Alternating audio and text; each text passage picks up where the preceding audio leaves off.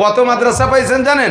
গোপালগঞ্জ জেলায় 5 থানায় মহিলা এবং পুরুষ মাদ্রাসা দিয়া টাইটেল পর্যন্ত সরকার যাকে এর মান দিয়েছে, এই টাইটেল পর্যন্ত মাদ্রাসা 30টেরও বেশি। একমাত্র ঢাকা জেলা ছাড়া বাংলাদেশের কোনো লোকাল জেলায় এত দাওরায়ে হাদিস মাদ্রাসা নাই।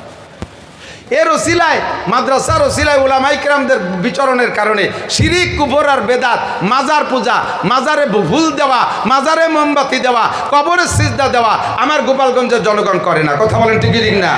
অনেক বেদাত থেকে আমরা উঠে আসতে সক্ষম হয়েছি। আমাদের ধর্মীয় গুরু শামসুল হক ফরিদপুরি রহমতুল্লাহ আলাইহি, আমরা এই মর্যাদা রক্ষার্থে একটা জিনিস খেয়াল রাখবো। নবী পাক সাল্লাল্লাহু আলাইহি ওয়াসাল্লাম বলেন, হে মুসলমানরা এদিক তাকান, মান কানা ইউমিনু বিল্লাহি ওয়াল ইয়াউমিল আখির ফালইউকরিম জাইফা। তুমি যদি আল্লাহকে বিশ্বাস করো, মান কানা ইউমিনু বিল্লাহি, যদি কি আল্লাহকে বিশ্বাস করো, ওয়াল ইয়াউমিল আখির, আর আখিরাতকে বিশ্বাস করেন। এ ভাই, আল্লাহ আছে? আখিরাত হবে? পুলসিরাত হবে? মিজান হবে? ময়দানে মাহশার হবে? হিসাব নিকাশ দেওয়া লাগবে? অন্তর থেকে বলতেছেন? একবারে খালেস দিল থেকে বলতেছেন? আল্লাহর সামনে দাঁড়াইয়া 4টি ইমিগ্রেশনের জবাব দেওয়া লাগবে? এই কথায় যদি তুমি বিশ্বাসী হও, তাহলে তুমি একটা কথা মনে রাখবা, ফাল ইউকরিম জাইফা, তুমি তোমার মেহমানকে পর্যাপ্ত মেহমানদারি করবা। মেহমান যাতে খুশি, মেহমানকে বুঝে শুনে তার রুচি অনুযায়ী মেহমানদারি করবা, মেহমানকে অসম্মানী করবা না। মেহমান যেমন চায় তাকে সেভাবে মেহমানদারি করবা। এদিক তাকান, মেহমানদারির পদ্ধতি কি? মেহমান সর্বপ্রথম চায় আমার সাথে একটু সুন্দর সাক্ষাৎ করুক। কথা বলেন? বাড়িওয়ালা এসে ইস্তেকবাল করবে, অভ্যর্থনা জানাবে, আসসালামু আলাইকুম রহমতুল্লাহ, সালাম দিয়ে মুসাফা করে, পারলে সুযোগ থাকলে বুকে জড়িয়ে ধরবে, কোলাকুলি করবে, সুন্দর করে সালাম দিয়ে মুসাফা করবে, বুকের সাথে কোলাকুলি করবে। এরপর বাড়ির যাকে মেহমান যাকে যেখানে নেওয়ার মতো তারে সে জায়গা নিয়ে বসাবে। এরপরে মেহমানের রুচি জিজ্ঞেস করবে। এখন আপনি বেতাকাল্লুক, কোনো বানাউট ছাড়া আপনি বলেন আপনার রুচিতে কি চায়। এইভাবে হযরত ইব্রাহিম খলিলুল্লাহ আলাইহিস সালাতু ওয়াস সালাম একটা গল্প আমার মনে পড়ে গেছে।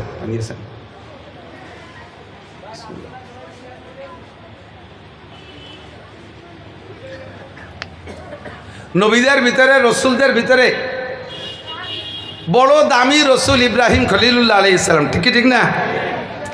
আন্তর্জাতিক খ্যাতিসম্পন্ন বিশ্ববিখ্যাত দামড়া মিস্টার নমরুদ, এর সাথে দীর্ঘদিন যুদ্ধ বিগ্রহ। আল্লাহ তাআলা ইব্রাহিম আলাইহিস সালাম রে এমনভাবে কষ্টি পাথরে যাচাই করে নবী রসুল হিসেবে গ্রহণ করেছেন যে 30টা পরীক্ষা করছেন ইব্রাহিম আলাইহিস সালামকে আল্লাহ তাআলা, আর 30টা পরীক্ষায় পাস। কোন সুবহানাল্লাহ। আল্লাহ নিজেই বলেন, ওয়াইদিব তালা ইব্রাহিম রাব্বুহু বিকালিমাতিন ফাআতাম্মাহুন্না, আমি আমার ইব্রাহিম রে অনেক পরীক্ষা নিয়েছি, সমস্ত পরীক্ষায় সে পাস করেছে গোল্ডেন এ প্লাস। এই পাশের কারণে, ইব্রাহিম আলাইহিস সালামের এই যোগ্যতার কারণে ইব্রাহিম আলাইহিস সালামকে আল্লাহ তাআলা অন্য নবীদের চাইতে আলাদা একটা পদ দিয়ে দিয়েছেন, সেটা হলো খলিলুল্লাহ। বলেন কি? আরবিতে খলিল মানে বন্ধু। এদিক দোস্ত, বাংলায় আমরা দোস্ত বলি, বন্ধু বলি, বিভিন্ন ভাষা বলি। আরবিতে দোস্ত বন্ধু বোঝানোর জন্যে রফিক, সদিক, খলিল, হাবিব 4টে শব্দ। রফিক, সদিক, খলিল, হাবিব। কোন নবীকে আল্লাহ তাআলা সদিক বলতে পারেন, কোন নবীকে আল্লাহ তাআলা রফিক বলতে পারেন। ইব্রাহিম আলাইহিস সালামকে আল্লাহ তাআলা একেবারে কাছে নিয়ে গেছে, খলিল মানে ক্লোজ ফ্রেন্ড, নিকটতম বন্ধু। আর খলিলের উপরে আর একটা ক্লাস আছে সেই বন্ধুত্বের, সেটা হলো হাবিব। সেটা কি?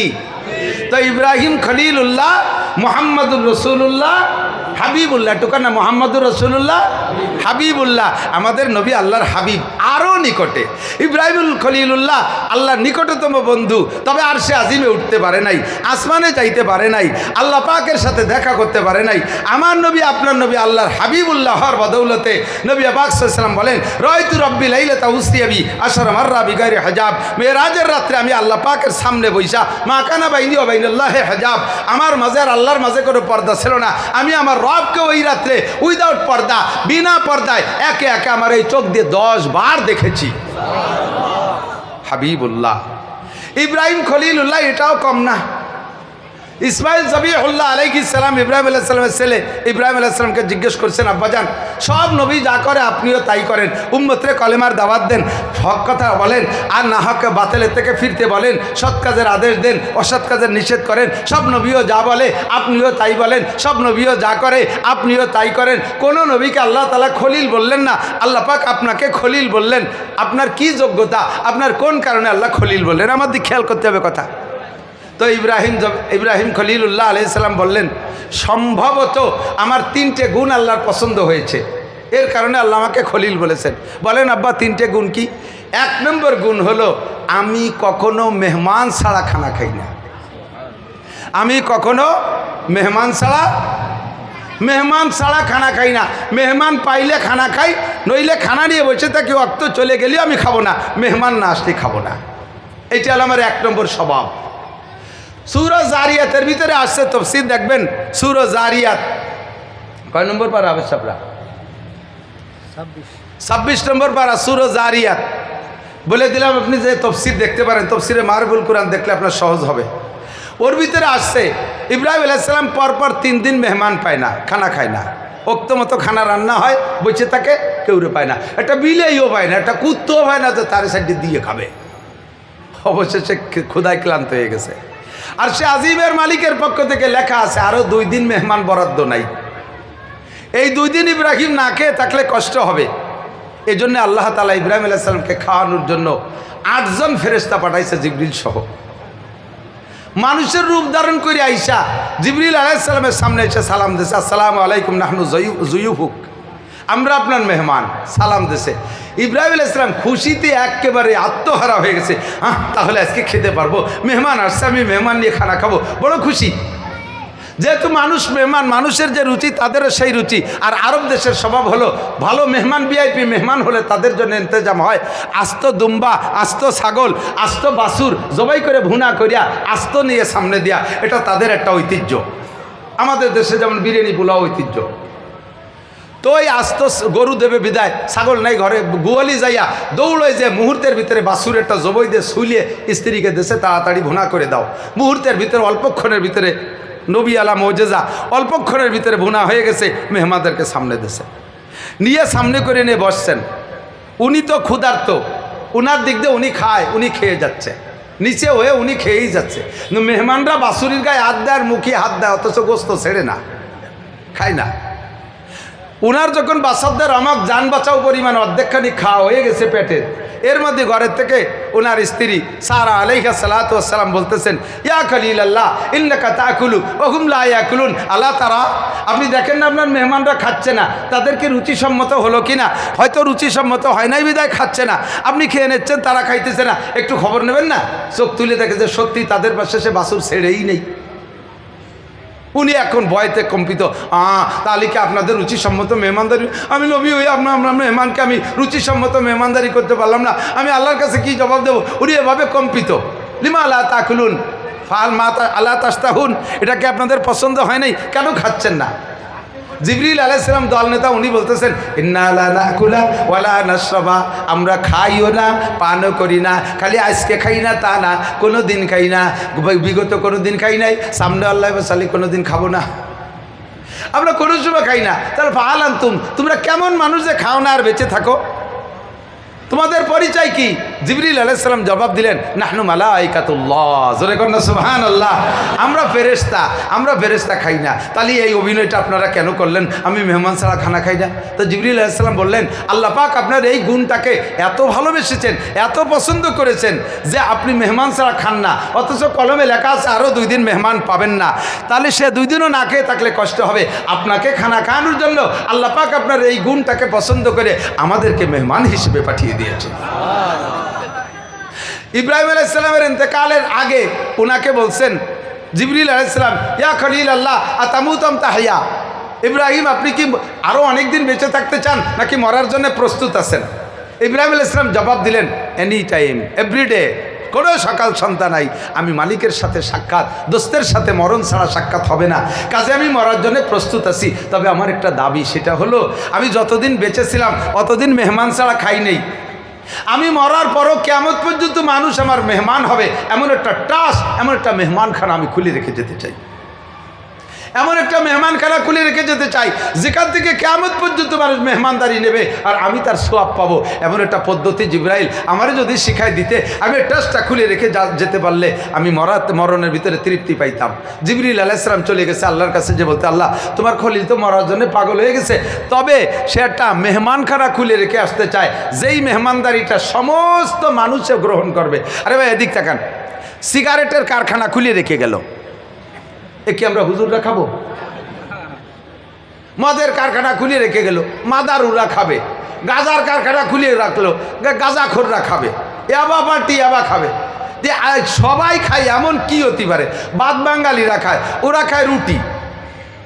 এক এক দেশের মানুষ এক একটা খায়। তো কি মেহমানদারি খুলে রেখে যাওয়া যায়? এই নিয়ে আল্লাহ পাকের কাছে প্রস্তাব পাঠাইছে জিব্রাইলের মাধ্যমে। আল্লাহ পাক বললেন, আরে যে যা খাক না খাক, একটা জিনিস সবাই খায়, সেটা হলো লবণ। এটা সবাই খায়। সে সময় পর্যন্ত দুনিয়ার নদ নদী সাগর সমুদ্রে লবণ ছিল না। আল্লাহ পাক জিবরিলকে বললেন, এক মুঠ লবণ নিয়ে আমার ইব্রাহিমের হাতে দাও। ইব্রাহিম লবণটা হাতের মধ্যে রগড়াবে, এরপরে পানিতে ফেলে দাও। পানিতে ফেলার পরে মিকাইলের দায়িত্ব দাও, পানির মাধ্যমে সারা পৃথিবী মানুষের কাছে এই লবণ পৌঁছে দেবে। বিশ্বের যে যেখান থেকে পানির ভিতর থেকে লবণ তুলে বের করে খাবে, আমার ইব্রাহিমের মেহমান হবে। আমার ইব্রাহিম কবরে বসে মেহমানদারি সওয়াব পেতে থাকবে। ও দোস্ত, আল্লাহর খলিল কোনো নেকিতে কম নাই, কোনো ইবাদতে কম নাই। মুসলিম জাতির পিতা, জোরে বলেন কি? আরে কন্যা কবেন না কেন? আমরা গোপালগঞ্জ থেকে সুরটা উঠাই। মুসলিম জাতির পিতার নাম কি? মিল্লাত আবিকুম ইব্রাহিম ওয়া সাম্মাকুমুল মুসলিমিন। পাকিস্তানিরা কায়দে আজমরে জাতির পিতা কয়, আমরা বাঙালিরা বঙ্গবন্ধুরে বলতে পারি। এটা আমাদের আঞ্চলিক, এটা আমাদের আঞ্চলিক সীমাবদ্ধ এলাকার জন্য। তবে আমেরিকার মুসলমানদেরও জাতির পিতা যিনি, জাপানের মুসলমানের জাতির পিতাও তিনি, বাংলাদেশের জাতির পিতাও তিনি। কথা বলেন ঠিক ঠিক না? সারা দুনিয়ার 200 কোটি মুসলমান, 800 কোটি কাফিরও যদি মুসলমান হইয়া যায়, সঙ্গে সঙ্গে তার জাতির পিতার নাম হবে কি? ইব্রাহিম খলিলুল্লাহ আলাইহিস সালাম। তার কোনো নেকিতে অভাব নাই, পদমর্যাদার অভাব নাই, সম্মানের অভাব নাই, তার আয়ের উৎসর অভাব নাই। তারপরও মরার আগে মেহমানদারি খুলে রেখে গেছেন, মরার আগে মেহমানদারি খুলে রেখে গেছেন। আমরা আপনারা লবণ খাই, বিস্কুটের মধ্যে লবণ আছে, আছে না নাই? কথা কান। ঝোল রান্না করি লবণ দিয়া, তারপরে তো তরি তরকারি সব কিছুর মধ্যে লবণ আছে। লবণ ছাড়া কোনো খানা খাই না, কম খাই বেশি খাই, একটা দানাও যদি খাই, ইব্রাহিম খলিলুল্লাহ তার নেকি পাইয়া যায়। অত বড় বুজুর্গ, অত বড় জলিলুল কদর নবী হইয়া সে যদি এরকম মরণের পরে কিয়ামত পর্যন্তর জন্য একটা সাদকায়ে জারিয়া, একটা ইস্তায় আয়ের উৎস খুলে রেখে যেতে পারে, তাহলে আমার আপনার কিছু দায়িত্ব আছে না নাই? কখন মরবো বলতে পারি না, কতক্ষণ বাঁচবো বলতে পারি না। কথা বলুন ঠিক ঠিক না? নেকি যা করছি এতে কি হবে তা আল্লাহই ভালো জানে। যদি কষ্টি পাথরে মাপতে যাই, এখানে চেহারা দিকে বুঝতেছি। আমি মাঝে মাঝে বলি, যে যার ব্যবসা করে সে তার মাল দেখলি চেনে। কথা কন না? যারা এই যে বাজারে ছাগল জবাই দেবে আছে কসাই, ওর কাছে একটা তাজা ছাগল নিয়ে যাবে, বলবে নান্টু দেখ দিই ছাগলে কয় কেজি হতে পারে। নান্টু গলা চিপে ধরে কয়, কাকা 13 কেজি। তুই কি রে বুঝলি যে এই গলা চিপে ধরে 13 কেজি? কয়ে জবাই দিতে দিতে অভিজ্ঞতা হয়ে গেছে, গলা যদি একটুক মোটা হয় পিছনে 13 কেজি হয়। তো 10 বছর কষাইয়ের ব্যবসা করে যদি ছাগলের গলা চিপে ধরে পিছনে 13 কেজি বুঝতে পারে। আমি 30 বছর এই ওয়াজের ময়দানে কাজ করি। 92 সালে মৌলানা পাস করছি, 2 বছর পরে তেল্লা একটু করে মাঠে নামাইছে। তো 30 বছর বাংলাদেশের কোনো জেলা থানা আমার যাইতে বাদ নাই, আর মানুষের চেহারা দেখতে বাদ নাই। বহুত মানুষ দেখেছি, দেখতে বড় সুন্দর, এত বড় দাড়ি, মাথায় তিনেন খেতে যে পাগড়ি বান্ধা, 43 বন্ধের যুব্য গায়, গাড়ির উপরে যায় নামাজ, বগলে দস্তরখান, মেশাক কানে গুজা, দাড়ির মধ্যে খিলেল গুজা, কুড়া লাঠি হাতে, 500 দানার তসবি, ঘন ঘন টিবরি মারে, আর ভাবের আর অভাব নাই। অথচ আলহামদুলিল্লাহ ভর্তি গলি গালে বেড়া লাইছে।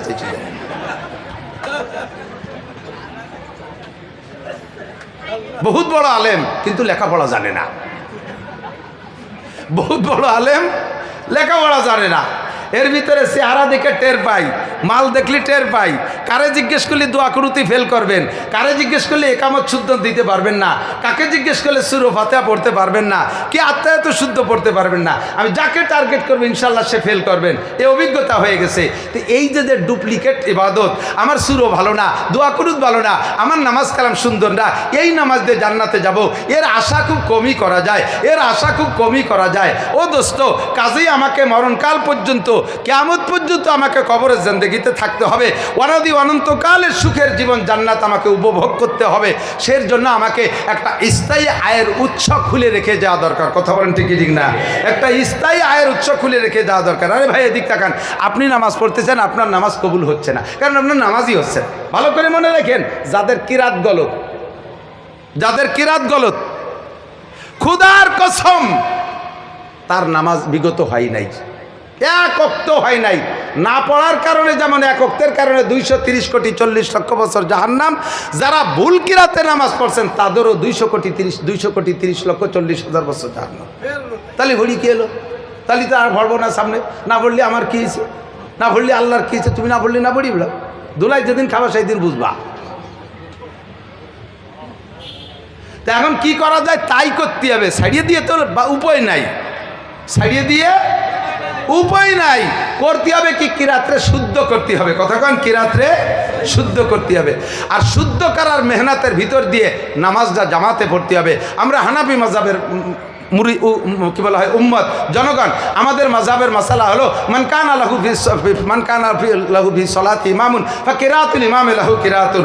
যার নামাজে ইমাম আছে, ইমামের কিরাতই কিরাত, আপনার কিরাত সূরা ফাতিহা পড়া লাগবে না। কাজে আমরা এদিক দিয়ে বেঁচে যাচ্ছি, ফরজ ইবাদতটা তো দায়মুক্ত হয়ে যাচ্ছি। বাস এদিকে চেষ্টা করি আর কিরাতকে শুদ্ধ করার চেষ্টা করি।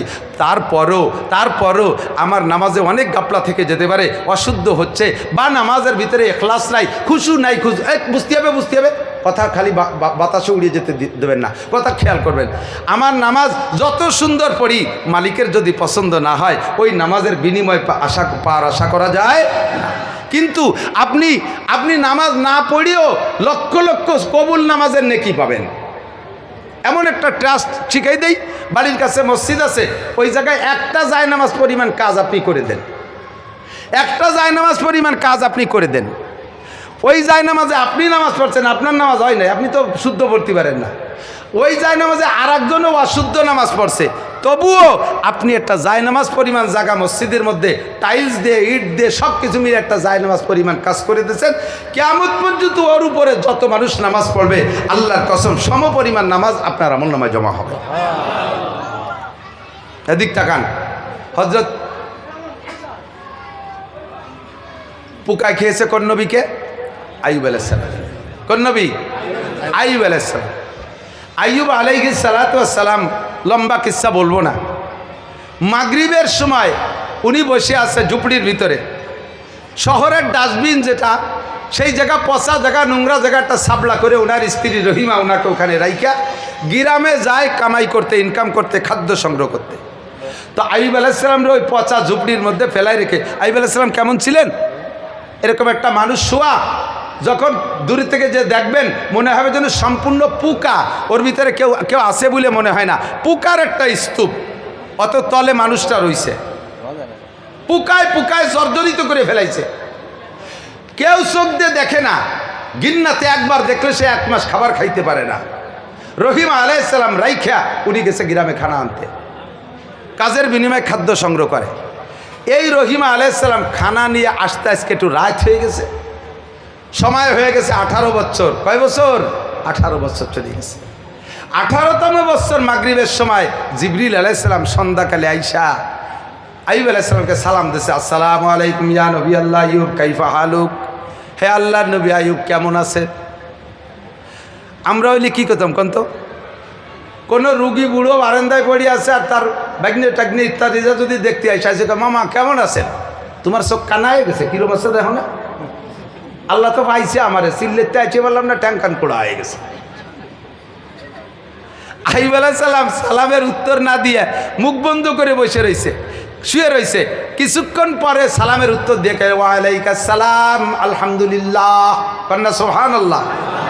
পুকায় বিড়বিড় করে খাচ্ছে, তার ভিতরে সালামের উত্তর দিয়ে শুকর আদায় করে কয় আলহামদুলিল্লাহ। আল্লাহু আকবার। জিবরিল আলাইহিস সালাম সালাম দিয়েছে যে টাইমে, সাথে সাথে আইয়ুব উত্তর না দিয়া কিছুক্ষণ দেরি করে দেওয়ার পরে আইয়ুব আলাইহিস সালাম জিবরাইলকে বলছে, ভাই জিবরাইল, তুমি কি রাগ করেছো আমি সালামের উত্তর দেরিতে দেয়াতে? জিবরিল আলাইহিস সালাম পরিষ্কারবাদী, উনি বললেন, আমার একটু খারাপ লাগছে, আপনি নবী হয়ে যদি সালামের উত্তর দেরিতে দেন উম্মত তো উত্তরই দেবে না, কেন দেরিতে দিলেন? আইয়ুব আলাইহিস সালাম বললেন, ভাই তুমি যখন সালাম দিয়েছো তখন আমার মুখের ভিতরের থেকে আল্লাহর দুইটা মেহমান মাংস কেটে কেটে খাচ্ছিল। জিব্বে খায় না তারা, মুখের ভিতরে সাইডের মাংস খাচ্ছিল। আমি যদি ওই সময় সালামের উত্তর দেই, জিব্বেই নাড়া লাগে আর ওই মেহমান দুটো ডিস্টার্ব হয়, তারা অতিরিক্ত থেকে যায়। কিয়ামতের ময়দানে যে যদি তারা আল্লাহর কাছে অভিযোগ করে, আল্লাহ লক্ষ লক্ষ পোকায় তোমার আইয়ুবের গাছ থেকে খাইলো, কোনোদিন তাদেরকে ঠেকাইলো না, আমাদেরকে ক্ষুধার্ত অবস্থায় তুমি পাঠাইলা, আমাদের মেহমানদারি ছিল আইয়ুবের মুখের ভিতরের মাংস খাইতে গেছে আর আইয়ুব জিব্বে নাড়া দিয়ে ডিস্টার্ব করেছে, তৃপ্তি সহকারে খাইতে দেয় নাই, এই পোকা দুটো যদি অভিযোগ করে আমি আল্লাহরে কি জবাব দেব? ও ভাই, ওই পোকা দুটো খাইয়ে যখন তৃপ্তি সহকারে থেমে গেছে তারপরে আমি উত্তর দিছি, এই জন্য একটু দেরি হয়ে গেছে।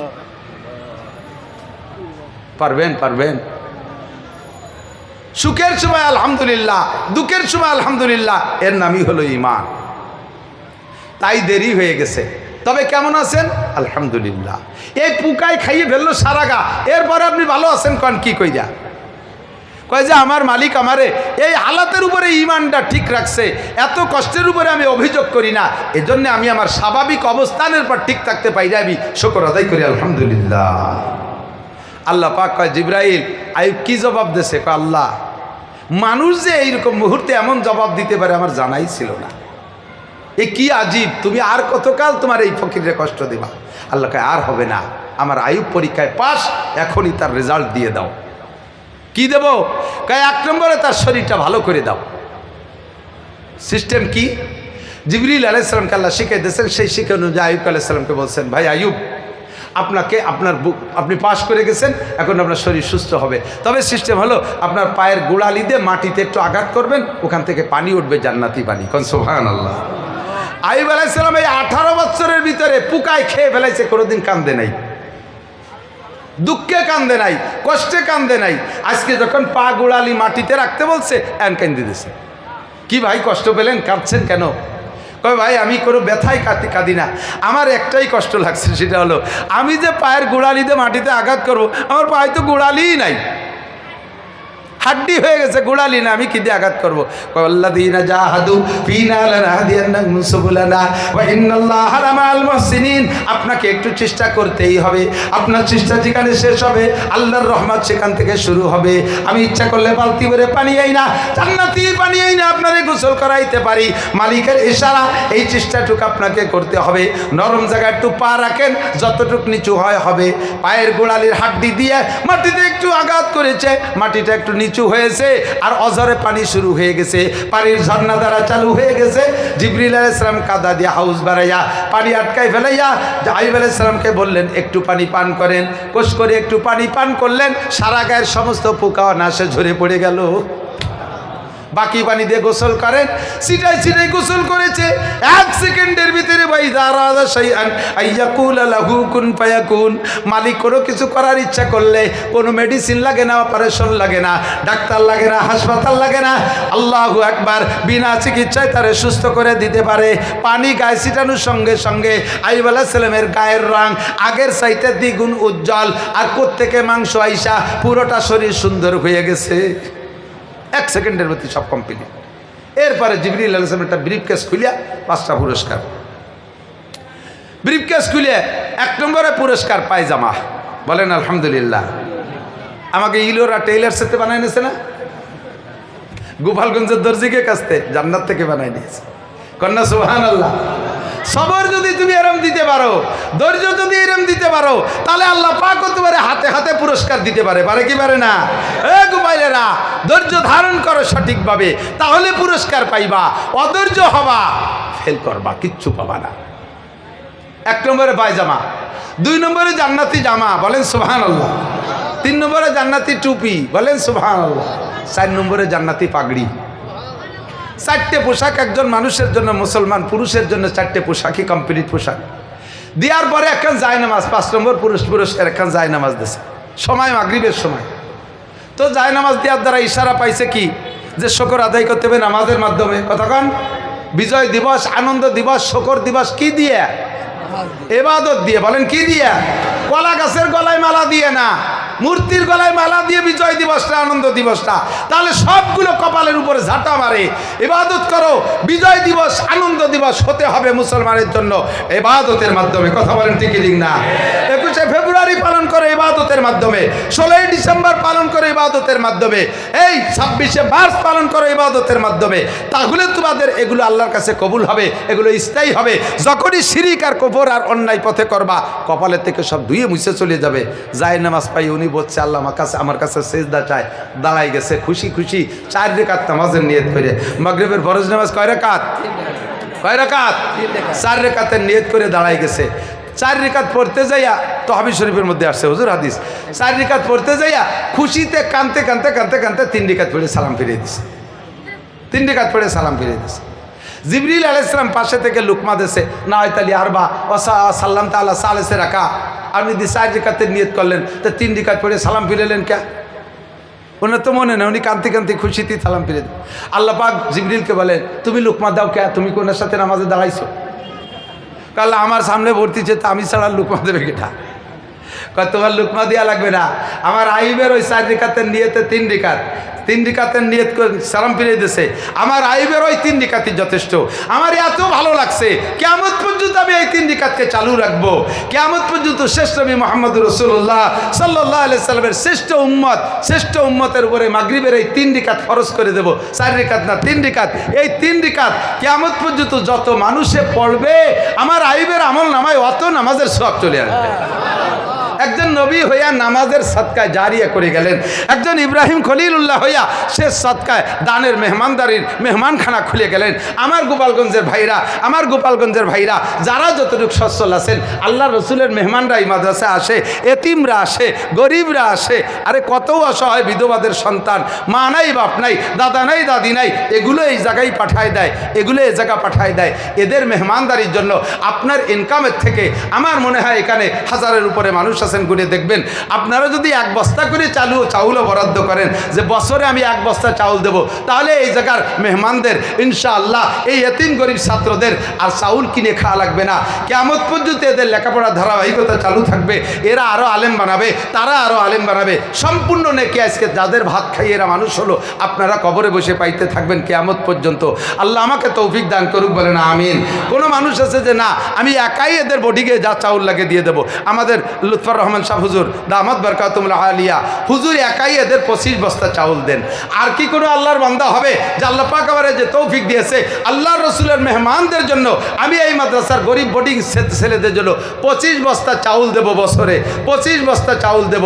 তাদের জন্য দোয়া হবে, ইব্রাহিম খলিলের সাথে জান্নাতি হবে, বিশ্ব নবীর সাথে জান্নাতি হবে, সাহাবায়ে কিরামদের সাথে জান্নাতি হবে, আনসার সাহাবাদের সাথে জান্নাতি হবে।